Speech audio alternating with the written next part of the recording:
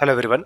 Let's continue our discussion with the switching threshold. So in the last video we came up with a task where we modified the PMOS sizes based on integer numbers of your NMOS and see what is the value of switching threshold. Okay, so basically we are trying to prove the robustness of switching threshold, and we'll try to plot switching threshold against how does the switching threshold varies with varying PMOS and NMOS sizes. Okay, so let's do that. So I have a spice simulator which is open over here. Okay, and we'll take the same circuit that we took in the past. So we have your PMOS, which is 0.375, your NMOS is 0.375, and based on that values, our W by L ratio is 1.5. Okay, so this is what we are going to do. We have your dot DC as the same thing that we did in the past. Okay, so let's try to do a spice simulation. We have our spice simulator open. Okay, we will source the circuit file. Let me copy it out. Okay, we'll source it over here .cir. Okay, we'll run the circuit. We'll set plot. The plot that is available to us is DC1, so let's do that. Okay, and let's see what are the plots which are available. So we'll plot out versus in. This is what we have done in the past, and this is the DC transfer characteristics of your CMOS inverter. So if you want to calculate the switching threshold, you just need to plot a line, a 45-degree line from the 0 point, and see where does that line intersects with this particular curve. It basically says that because whenever you draw a 45-degree line, its slope is 1, and whenever that particular point intersects for this particular curve, it basically says that is the point when your V in is equal to V out, and that's your switching threshold. Okay, so this was the DC transfer characteristics.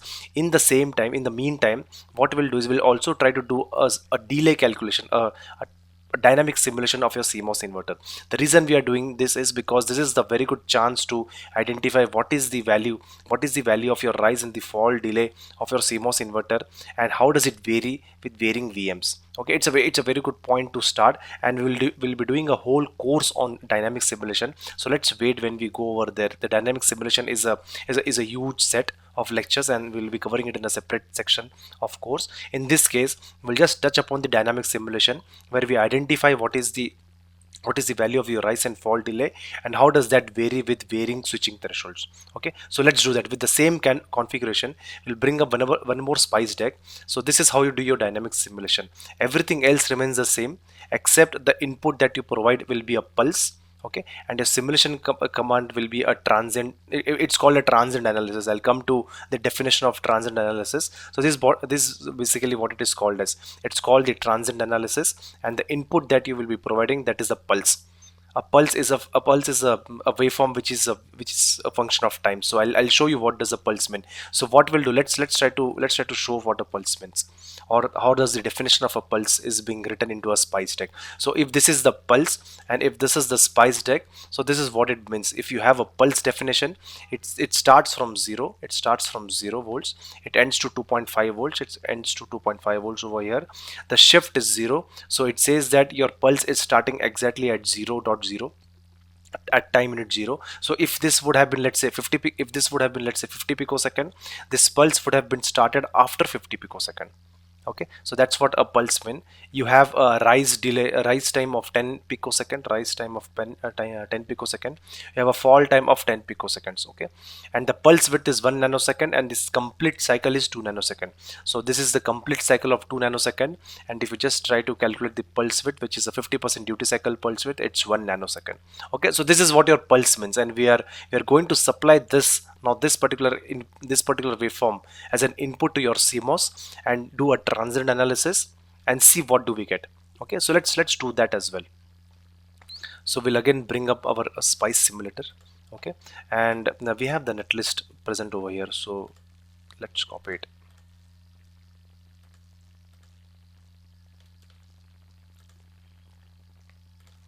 Okay, so we'll source the circuit file .cir. Okay, now we'll run it, and we'll set the plot. So you'll see a difference in the previous spice simulations and this one. In this case, the set plot will tell you it's a transient analysis. Okay, it basically says that we are doing a transient analysis. In the previous case, since we did a DC transfer characteristics, it basically says you it's a DC1 or DC transfer characteristics. In this case, we are doing a transient analysis, so it's called tran2. So we'll put tran2. Okay, and let's see what are the plots available to us. So we need to plot the input as well as the output waveform to calculate the delay. When you calculate the delay, it's basically 50% from it's basically a point at which your input crosses 50% to a point where your output crosses 50%. Let me show you that. So we'll plot out versus time, okay, and the input waveform. So this is what I meant. So it's not clearly visible. I'll make it visible. So this is your input, and this is how your output switches. Okay, so if you want to calculate the rise, let's say we are going to calculate the rise delay. So this is your rise, this is your point when your output voltage rises, and you need to go to 50% of this particular waveform. So 50% is 1.25 volts. Okay, we'll zoom in. This is the 1.25 volts. We'll zoom in even more. Okay, and once you get that, you just need to click on this one. So this is your time axis, which is in nanosecond. This is your voltage axis. So if you want to calculate the delay, you just need to identify the difference between this point and this point. So this is your rise waveform. It's a zoomed in version of your rise waveform. This is the falling edge of your input waveform. So if you just click on this one, if you click on this one, or basically this is the way the spice simulator works, you just need to identify what is this point from the time point of view. You need to identify what is this point from a time point of view to calculate the difference, and that there you will get the rise delay. So let's do that. We'll click on this one. So this is basically 1.0144 on your x 1.0144 nanosecond. 10 raised to minus 9 is nanosecond. At y0 is equal to 1.25 or approximately equal to 1.25. Okay, so this is one point. We'll click on the other one, and you'll get the other point 1.16277, and then take the difference between this one, and this will give you a rise delay. So let's do that. So we'll clear this. 1.16277 minus 1.01446.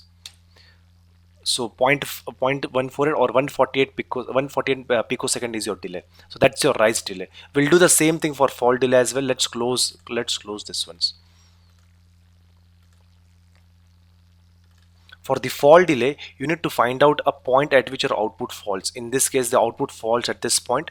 Okay, and this is when your input is rising, and we'll need to take the 1.25, the 50% of your input voltage waveform, and let's see what do you get as the fall delay. We'll zoom in 1.25. We'll zoom in even more. Okay, we'll zoom in even more, and let's see what do we get. And we'll follow the same strategy. We'll click on 1.25 at over here.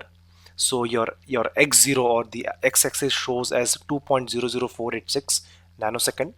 Okay, same thing, we'll click over here. We'll get 2.07653 nanosecond, and then calculate the difference between it. So we have our calculator. We'll take 2.07653, okay, minus 2.00486, and this comes to about 71 picoseconds or 0.01 nanosecond. So this was about how do you calculate the rise and the fall delay for the inverter. And let me jot it down. So for a value of WP by LP equal to WN by LN, this is the rise delay and the fall delay that we just calculated. It's 148 picosecond is the rise delay, and the fall delay is 71 picosecond. And you draw a line, you draw a 45-degree line from 0, and this is the point at which it intersects. Okay, and if you zoom in over here, so let's zoom in over here. The quick way to do is click on this line and just zoom in. So if you zoom in over here, if you see, this particular is the point where your this curve is intersecting with the 45-degree curve, and that particular curve is somewhere at 0.9. It's somewhere lying at 0.99 volts. So your switching threshold is equal to 0.99 volts. Your rise delay is 148 picosecond. Your fall delay is 71 picosecond. Okay, similarly what we'll be doing is we'll be doing the same thing for all this set of combinations. I know it's a tedious work, but we need to do it, and we'll plot a table specifying what is the value of your switching threshold, what is the value of your rise and fall delay, and eventually deduce a conclusion about the CMOS inverter robustness. So let's try to do all this in the next video. Thank you.